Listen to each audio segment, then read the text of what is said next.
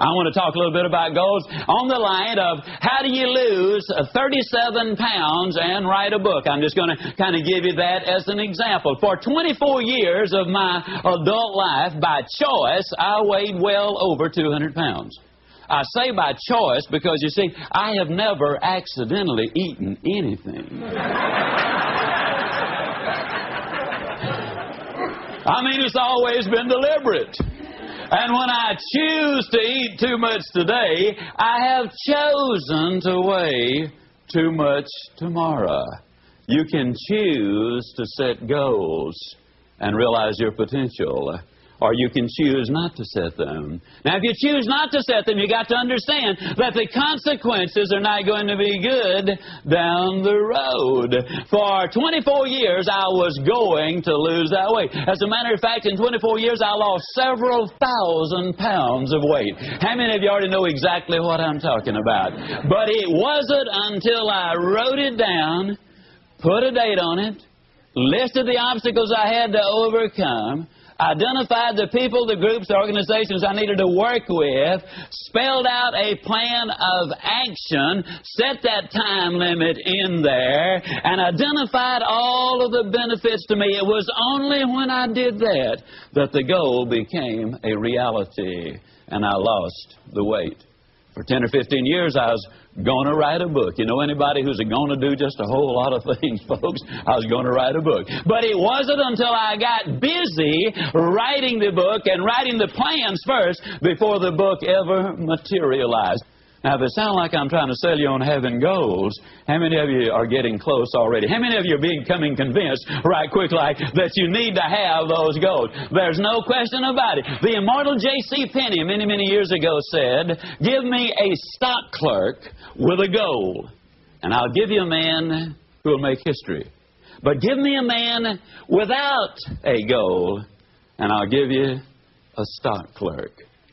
Now, the interesting thing is goals do not care who has them. Let me give you a classic example of the way they work. In 1950, a war-torn, devastated Japan, a nation which had lost an incredibly high percentage of its young men. Their cities were in ruins. They had been bombed out. But in 1950, they got together. They, meaning industry and government, got together and set a goal. The goal was we're going to be the #1 nation in the world during the 1950s in the production of textiles. In 1959, ladies and gentlemen, they accomplished that objective.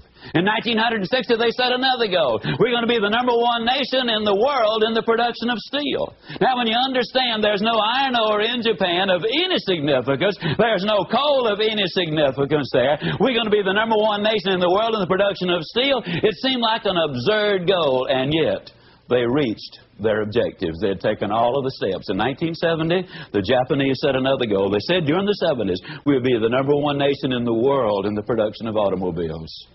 They missed it, folks. 1 year. It took them until 1980.